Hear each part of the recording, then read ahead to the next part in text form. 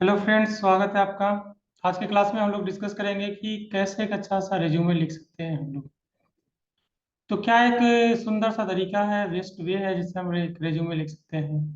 तो हम आपको एक बहुत ही अच्छी तरीका आपको बता रहे हैं कि कैसे एक रिज्यूमे हम लिखेंगे, कि स्टैंडर्ड रिज्यूमे कैसे लिख सकते हैं। तो एक स्टैंडर्ड रिज्यूमे कैसे लिख सकते हैं हम आपको डिस्कस करके बताते हैं। तो एक स्टैंडर्ड रिज्यूमे हम आपको दिखा रहे हैं जो हमने लिखा है। तो एक स्टैंडर्ड रिज्यूमे में क्या होना चाहिए कि आपका नाम होना चाहिए। क्या नाम है वो आप यहाँ पे लिख सकते हैं। आपका जो नाम है वो आप यहाँ पे इंसर्ट कर लीजिए, नेम ऑफ द कैंडिडेट लिख दीजिए। अगर आपने पीएचडी की डिग्री की है तो ये लिख दीजिए यहाँ पे पीएचडी की डिग्री। अगर आपने मास्टर की डिग्री की है तो मास्टर की डिग्री यहाँ पे लिख दीजिए। ईमेल आईडी लिख दीजिए। आपका मोबाइल नंबर जो इम्पोर्टेंट मोबाइल नंबर है, जो आपका हमेशा परमानेंट नंबर है, वो यहाँ पे लिख दीजिए। जो आपका जो ईमेल आईडी आप जहाँ हमेशा एक्सेस करते हैं उसको यहाँ पे मेंशन कर दीजिए। अगर आपने पीएचडी की डिग्री की है, पीएचडी की अगर आपने डिग्री की है तो यहाँ पे अपने सुपरवाइजर का नाम लिख दीजिए। या अगर आपने मास्टर्स की है तो मास्टर के सुपरवाइजर का नाम लिख दीजिए। या अगर आपने बैचलर डिग्री ली है तो अपने बैचलर डिग्री का जो थीसिस का जो प्रोजेक्ट का गाइड है आप उनका नाम लिख दीजिए। यहाँ पे आप अपना क्या कीजिए, पिक्चर लगा दीजिए कि आपका जो भी एक अच्छा सा फोटो है, रिसेंट फोटो है, वो वहाँ पे लगा दीजिए। जो भी इंस्टीट्यूट से आपने, अगर आपने बीटेक किया है या मास्टर्स किया है या डॉक्टरेट ली है, जो भी इंस्टीट्यूट है उसका या तो आप लोगो लगा सकते हैं। या आप अगर पढ़ रहे हैं अभी, अगर मास्टर आप कहीं पे स्टूडेंट हैं तो उस इंस्टीट्यूशन का आप क्या कर सकते हैं, यहाँ पे लोगो लगा सकते हैं। तो ये तो सिंपल है कि आप यहाँ पे नए डिटेल्स अपना दे दीजिए। फिर आप क्या कर सकते हैं, यहाँ पे एकेडमिक डिटेल्स लिखिए। एकेडमिक डिटेल्स में क्या लिखना है आपको, जो आपने कोर्स किया है, कोर्स में डिक्रीजिंग ऑर्डर लिख दीजिए। अगर आपके पास पीएचडी नहीं है तो उसको छोड़ दीजिए। अगर आप एमटेक किए हैं, बीटेक किए हैं, क्लास 10th 12th वो यहाँ पे मेंशन कर दीजिए। जो भी आपका स्पेशलाइजेशन है वो यहाँ पे मेंशन कर दीजिए।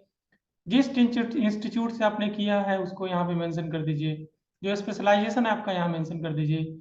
जो भी बोर्ड आपने किया है, जो बोर्ड आपने इनरोल किया है, आपका क्या स्कोर है, या तो परसेंटेज लिख सकते हैं, या आप तो परसेंटेज लिख सकते हैं यहाँ पे, या सीजीपीए लिख सकते हैं। जो भी आपका स्कोर है लिख दीजिए। कब आपने पास आउट किया है वो यहाँ पे मेंशन कर दीजिए। तो ये आपने एकेडमिक डिटेल्स यहाँ पे फिल कर दिया कि आपने एकेडमिक डिटेल्स में क्या क्या है वो आपने यहाँ पे फिल कर दिया। तो एकेडमिक डिटेल्स होने के बाद आप क्या कीजिए, यहाँ पे आपका जो भी थीसिस है उसके डिटेल्स लिख दीजिए। जैसे आपने कोर्स किया होगा, मास्टर्स किया है या डॉक्टरेट किया है, तो उस थीसिस का जो टाइटल होगा वो आप टाइटल दे दीजिए। आपने जो रिपोर्ट लिखा है, जो डिजर्टेशन है आपका, उस डिजर्टेशन का जो आपका टाइटल है वो यहाँ पे मेंशन कर दीजिए। आपने कौन से ईयर में आपने वो डिग्री ली है वो यहाँ पे मेंशन कर दीजिए। तो इसको, ये कुछ पॉइंट्स है जो हमने अभी डिस्कस किया है। कुछ और पॉइंट्स है जो हम आगे डिस्कस करते हैं आपके साथ। तो कुछ और आगे पॉइंट्स हो सकता है, जैसे कि और क्या हो सकता है आपके पॉइंट्स। तो कुछ और पॉइंट्स देखते हैं कि क्या और पॉइंट्स हो सकते हैं। जैसे अगर आपने थीसिस का डिटेल्स तो आपने मेंशन कर दिया कि थीसिस हमने कब किया है। तो थीसिस का हो जाने के बाद आप क्या कर सकते हैं, आप यहाँ पे थीसिस का डिटेल होने के बाद अगर आपने डिटेल्स थीसिस का इंसर्ट कर दिया है, पीएचडी मास्टर्स डॉक्टरेट आपने सब इंसर्ट कर दिया है, तो आप कुछ पीएचडी के इंपॉर्टेंट डेट्स होते हैं। अगर आपने पीएचडी किया है तो उसके इंपॉर्टेंट डेट्स होंगे, जैसे कि आपने सिनॉप्सिस कब दिया है, आपने थीसिस कब सबमिट किया है, आप थीसिस को डिफेंड कब किए हैं, और उसको डिग्री, उसका डिग्री कब हुआ है, ये सब लिख दीजिए आप। ये डिग्री आप एमटेक के लिए भी लिख सकते हैं कि एमटेक में ये सब डिग्रीज कब थे। बट इनके ड्यूरेशन एमटेक में जनरली कम होते हैं। बट आप एमटेक के लिए भी मेंशन कर सकते हैं। यहाँ पे पीएचडी के लिए मेंशन कर सकते हैं, एमटेक के लिए भी, या ओनली पीएचडी अगर आपके पास हाईएस्ट डिग्री है तो आप उसको मेंशन कर सकते हैं। अगर कोई कैंडिडेट जो पोस्ट डॉक में है तो वो भी मेंशन कर सकते हैं। अगर आपने कुछ एडमिनिस्ट्रेटिव ड्यूटी कर रहे हैं, जॉब कर रहे हैं, तो आप उसको भी यहाँ पे मेंशन कर सकते हैं कि आप जो भी टाइटल है, जैसे आप मान लीजिए कहीं पे आप हेड ऑफ डिपार्टमेंट है, या कहीं पे आप ट्रेनिंग एंड प्लेसमेंट ऑफिसर हैं, या कहीं पे वार्डन है आप, तो आप उसको मेंशन कर सकते हैं यहाँ पे। तो जो भी आपकी एडमिनिस्ट्रेटिव ड्यूटी है वो आप यहाँ पे मेंशन कर सकते हैं। आप ऑर्गेनाइजेशन जो भी है उसको लिख सकते हैं। अब क्या ड्यूरेशन था आपका एडमिनिस्ट्रेटिव ड्यूटी का वो मेंशन कर सकते हैं। तो यहाँ पे आप कुछ एडमिनिस्ट्रेटिव ड्यूटी मेंशन कर सकते हैं। जिनके पास नहीं है वो आप इसको हटा सकते हैं, रिमूव कर सकते हैं, कि इसको लगाने की कोई जरूरत नहीं। आगे हम क्या कर सकते हैं, आगे हम कुछ और रख सकते हैं। एडमिनिस्ट्रेटिव ड्यूटी होने के बाद हम क्या कर सकते हैं कि जो भी सब्जेक्ट हमने टॉट किया है, वो अगर आप फैकल्टी पोजीशन पे है, या अगर आपने कहीं पे कोई सब्जेक्ट टॉट किया है, या आप अगर बीटेक के बाद कहीं किसी बच्चे को पढ़ाया है, ग्रेजुएशन कोर्स के बाद अगर आपने बच्चे को पढ़ाया है, तो उसको मेंशन कर दीजिए कि कौन कौन सा कोर्स आपने पढ़ाया है, कौन सा कोर्स कोर्स मतलब टीचिंग एक्सपीरियंस आपके पास क्या है, कौन सा सब्जेक्ट आपने टीच किया है, उसको यहाँ पे लिख देना है। जो भी आपका टीचिंग एक्सपीरियंस है वो यहाँ पे मेंशन कर देना। टीचिंग एक्सपीरियंस को आपने कब टीचिंग किया है वो यहाँ पे मेंशन कर सकते हैं। फिर अगर आपने कोई विजिटिंग स्कॉलर का काम किया है, कोई किसी प्रोजेक्ट में के अंदर अगर आपने काम किया है, तो कौन सा प्रोजेक्ट के अंदर काम किया है, किस ऑर्गेनाइजेशन में काम किया है, और वो प्रोजेक्ट के अंदर जो आपने किया काम किया उसका ड्यूरेशन क्या है, वो यहाँ पे मेंशन लिख सकते हैं। नेक्स्ट हम अगर कुछ पब्लिकेशन की बात करते हैं, अगर आपने कोई रेपुटेड जर्नल में पब्लिश किया है, वो इंटरनेशनल हो सकता है या नेशनल हो सकता है, तो नेशनल या इंटरनेशनल जर्नल के नाम लिख सकते हैं आप यहाँ पे। जो भी है आपका टाइटल्स, ऑथर के नाम लिख सकते हैं यहाँ पे। क्या टाइटल आपका, वो आपने जो जर्नल पब्लिश किया उसका टाइटल क्या है वो यहाँ पे मेंशन कर सकते हैं। किस जर्नल में आपने पब्लिकेशन किया है उसको यहाँ मेंशन कर सकते हैं। किस ईयर में आपने पब्लिकेशन किया है, उस जर्नल का इम्पैक्ट फैक्टर क्या है, उस जर्नल का एच इंडेक्स क्या है, और उस जर्नल का क्यू वैल्यू क्या है, वो आप पता कर सकते हैं। इम्पैक्ट फैक्टर क्या है, एच इंडेक्स क्या है, और क्यू वैल्यू क्या है, ये हम अलग से एक लेक्चर लिया है लेंगे, और उसमें हम आपको बता देंगे कि एच इंडेक्स क्या है, क्यू वैल्यू क्या है, और उसके इम्पैक्ट फैक्टर क्या है, और हम उसको कैसे फाइंड आउट करते हैं। ये बातें हम आपको नेक्स्ट क्लास में बता देंगे कि क्या है, नेक्स्ट लेक्चर में हम आपको बता देंगे कि क्या है और इसको कैसे निकालते हैं, कैसे देखते हैं। फिर आपका, अगर आपने कोई इंटरनेशनल कॉन्फ्रेंस दिया है, सबमिट किया है, अटेंड किया है, तो उसको भी आप मेंशन कर सकते हैं। डिफरेंट सीरियल नंबर दे सकते हैं, जो भी ऑथर्स होंगे उसके वो आप मेंशन कर सकते हैं। क्या टाइटल है उस कॉन्फ्रेंस का, कॉन्फ्रेंस कॉन्फ्रेंस में जो आपने सबमिट किया है चैप्टर, या आपने जो भी पेपर सबमिट किया है कॉन्फ्रेंस में, या आपने कोई सिंपोजियम अटेंड किया है, उसको आप यहाँ पे सिंपोजियम या वर्कशॉप आपने जहाँ पे कोई पेपर प्रेजेंटेशन किया है आपने, तो उसको आप टाइटल दे सकते हैं, उस कॉन्फ्रेंस का या सिंपोजियम का नाम दे सकते हैं यहाँ पे। वो वेन्यू क्या था, कहाँ पे वो ऑर्गेनाइज हुआ था, उसको आप मेंशन कर सकते हैं। क्या डेट था या क्या ड्यूरेशन था, वो आप यहाँ पे मेंशन कर सकते हैं।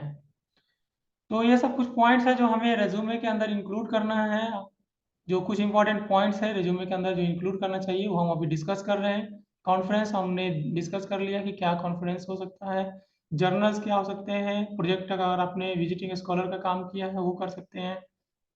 फिर आगे हम बात करते हैं और भी कुछ पब्लिकेशंस के अवार्ड्स के बारे में। जैसे अगर आपने कोई बुक चैप्टर पब्लिश किया है, तो जो भी चैप्टर्स होंगे उस चैप्टर्स के नाम 1 2 3 आप दे सकते हैं चैप्टर्स। अगर आपके पास बहुत चैप्टर चैप्टर और भी ज़्यादा हैं तो आप चैप्टर इंक्रीज भी कर सकते हैं। तो चैप्टर्स आप दे सकते हैं कि चैप्टर कितने हैं, 1 2 3 4 चैप्टर्स दे सकते हैं।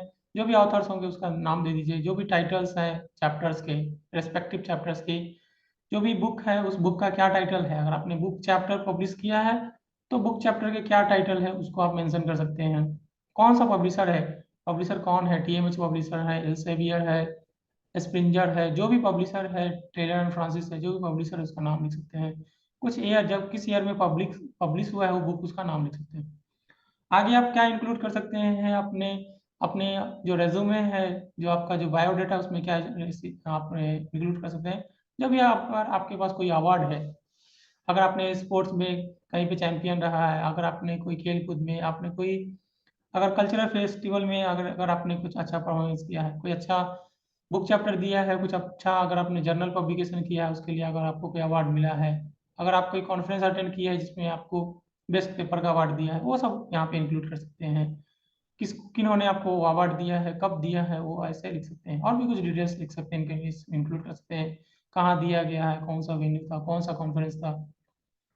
फिर अगर आपने कोई पेटेंट अगर सबमिट किया है, अगर ये उसको या उसका आपने पेटेंट का आपने ग्रांट करा लिया है, तो उसका डिटेल्स भी आप फिल कर सकते हैं कि उस पेटेंट का क्या टाइटल है, आपने कहाँ पे उस पेटेंट को सबमिट किया है। अगर सबमिट है या वो अगर एक्सेप्ट हो गया है तो वो किस ईयर आपने लिया है पेटेंट, उसके बारे में जानकारी भी आप रख सकते हैं अपने रिज्यूमे में। आगे जो बात है आप रिज्यूमे लिख सकते हैं, जैसे कि अगर आपने कोई बुक चैप्टर बुक पब्लिश किया है तो उसके बारे में भी आप इंक्लूड कर सकते हैं कि जो भी बुक्स है तो उस बुक में कौन कौन से ऑथर थे उसका नाम लिख सकते हैं आप, क्या टाइटल था बुक का, और पब्लिशर पब्लिशर कौन था बुक का, और फिर कौन से साल में आपने पब्लिश किया है, कौन सा एडिशन है, वो सब भी आप लिख सकते हैं यहाँ पे। तो जो भी बुक पब्लिश करेंगे उसको आप इंक्लूड कर सकते हैं। फिर अगर आपने कोई इनवाइटेड टॉक दिया है उसको आप इंक्लूड कर सकते हैं कि क्या इनवाइटेड टॉक दिया आपने। तो अगर आपने कुछ प्रोजेक्ट को गाइड किया है या प्रोजेक्ट किया है, तो वो तो आपको भी आप लिख सकते हैं यहाँ पे। अगर कोई प्रोजेक्ट गाइड किया है तो लिख सकते हैं आप। कोई डेवलपमेंट प्रोग्राम लिखा है या कोई फैकल्टी डेवलपमेंट प्रोग्राम किया है तो उसके बारे में भी लिख सकते हैं आप यहाँ पे कि फैकल्टी डेवलपमेंट प्रोग्राम क्या है। तो ये सब चीज़ें हैं जो आप इंक्लूड कर सकते हैं, आप अपने रिज्यूमे के अंदर आप इंक्लूड कर सकते हैं। नेक्स्ट जो है जो आप इंक्लूड कर सकते हैं वो कोई अगर आपके पास सॉफ्टवेयर का नॉलेज है तो उसको आपको इंक्लूड करना बहुत ही ज़्यादा ज़रूरत है। अगर आपने कोई सॉफ्टवेयर का नॉलेज है तो उसको इंक्लूड कर सकते हैं आप। तो जैसे अगर आपके पास 2D ड्राइंग सॉफ्टवेयर है या कोई प्रोग्रामिंग सॉफ्टवेयर आपको आता है तो उनके आप नाम मेंशन कर सकते हैं। अगर आपके पास 3D ड्राइंग सॉफ्टवेयर आता है तो उसके नाम मेंशन कर सकते हैं। मेशिंग सॉफ्टवेयर आता है, एनालिसिस सॉफ्टवेयर आता है आपके पास, अगर प्रोग्रामिंग सॉफ्टवेयर आता है आपको, तो डेटा एनालिसिस सॉफ्टवेयर आता है तो वो सब सॉफ्टवेयर के नाम लिख सकते हैं आप। प्रोग्रामिंग का नॉलेज के प्रोग्रामिंग लैंग्वेज जो आपको आता है उसके नाम भी इंक्लूड कर सकते हैं आप। अगर आपके पास ऑफिस का नॉलेज है, माइक्रोसॉफ्ट ऑफिस का नॉलेज है तो उसके बारे में भी आप उसको भी इंक्लूड कर सकते हैं। कौन सा लेवल है आपका, एडवांस है, मीडियम है, लर्नर है, तो उसको भी आप इंक्लूड कर सकते हैं। आपके पास माइक्रोसॉफ्ट वर्ड का क्या नॉलेज है, पावर पॉइंट का क्या नॉलेज है, एक्सेल में काम करने का क्या नॉलेज है, अगर आपके पास विजियो सॉफ्टवेयर है जो माइक्रोसॉफ्ट का ही पार्ट है उसके बारे में क्या नॉलेज है उसको भी आप इंक्लूड कर सकते हैं। उसके भी लेवल क्या है आपके वो कंसिडर यहाँ पे मेंशन कर सकते हैं। नेक्स्ट अगर आपने कोई वर्कशॉप या पार्टी से वर्कशॉप अगर आपने अटेंड किया है उसमें पार्टिसिपेट किया है तो उस वर्कशॉप का भी नाम इंक्लूड कर सकते हैं। क्या टाइटल था उस वर्कशॉप का, कौन ऑर्गेनाइज किया था उसको, और क्या ड्यूरेशन था वर्कशॉप का, 1 वीक का था, 2 वीक का था, उसको आप कंसीडर कर सकते हैं, इंक्लूड कर सकते हैं अपने रिज्यूमे के अंदर। नेक्स्ट जो पॉइंट है जिसको हम डिस्कस कर सकते हैं कि आपने कौन सा कोर्स पार्टिसिपेट किया है। कोई आपने अपने अपने स्किल को डेवलप करने के लिए, लैंग्वेज स्किल को डेवलपमेंट करने के लिए, सॉफ्ट स्किल को डेवलप करने के लिए क्या आपने कोई कोर्स को अटेंड किया है तो उस कोर्स के बारे में भी आप इंक्लूड कर सकते हैं रेज्यूमे में। इससे भी आपका रेज्यूमे बायोडाटा जो होगा बिल्ड होगा और एक अच्छा इंप्रेशन देगा। जो भी आपका जॉब सीकर्स होंगे वो अपना एक अच्छा रेज्यूमे बना सकते हैं और इससे जो आपके जो जॉब प्रोवाइडर है वो आपको एक अच्छा उनके ऊपर इम्पैक्ट होगा और आपको आपके चांसेस बढ़ेंगे। रिज्यूमे ही डिसाइड करेगा कि आपका आपका रिज्यूमे कैसा है, कैसा बना है, वो डिसाइड करेगा कि आपको इंटरव्यू में कॉल आएगा या नहीं आएगा। तो इसलिए एक अच्छे रिज्यूमे की बहुत ज़्यादा ज़रूरत है और आप एक अच्छे रिज्यूमे बना सकते हैं अगर इन सब बातों का अगर आप ध्यान देंगे तो। आगे और कुछ पॉइंट्स डिस्कस करते हैं। अगर आपने कुछ वॉलंटियर वर्क किया है आपने ड्यूरिंग कॉलेज पीरियड, अगर आपने कोई वॉलंटियर वर्क किया है, कोई कॉन्फ्रेंस का मेंबर थे, कोई कॉन्फ्रेंस जब चल रही थी आपके कॉलेज के अंदर, कोई प्रोग्राम चल रहा था तो अगर आपने उसमें पार्टिसिपेट किया है एज ए वॉलंटियर तो उसको भी आप मेंशन कर सकते हैं। अगर आप कुछ स्पोर्ट्स पर्सन हैं तो वो सब चीज़ें भी आप इंक्लूड कर सकते हैं। कुछ एग्जीबिशन के आपने विजिट किया है, नेशनल इंटरनेशनल एग्जीबिशन, तो उसके भी डिटेल्स भी आप ऐड कर सकते हैं अपने रिज्यूमे के अंदर। तो कौन ऑर्गेनाइज किया था और क्या ड्यूरेशन था, ये सब बात भी आप इंक्लूड कर सकते हैं। और फाइनली आपको कमेंट लिखना है कि जो हमने लिखा है वो सबका सब सही है, उसमें कुछ गलत नहीं है। ये सब बातें आप अपने रिज्यूमे के अंदर लिख देना है और फाइनली आप कंक्लूड कर देंगे कि हमारा जो रिज्यूमे है वो सही है, उसमें कुछ गलत नहीं है। सम कोट्स लिख देंगे कि आपके क्या स्ट्रॉन्ग पॉइंट्स हैं वो यहाँ पे मेंशन कर सकते हैं। बाकी फाइनली आप अपना क्या कर सकते हैं, नेम एंड डिटेल मेंशन कर देंगे और साइन कर सकते हैं। यहाँ पे साइन कर देंगे और आपका हो जाएगा। तो ये आज हमने डिस्कस किया कि एक अच्छे रिज्यूमे बनाने के लिए क्या-क्या पॉइंट्स होना चाहिए। तो आई होप आपको पसंद आया होगा। तो थैंक यू सो मच कल क्लास अटेंड करने के लिए। फिर मिलते हैं एक नए लेक्चर के साथ। Thank you so much.